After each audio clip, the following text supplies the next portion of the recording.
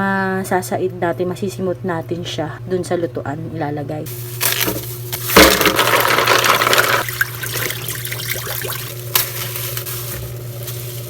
Katakot!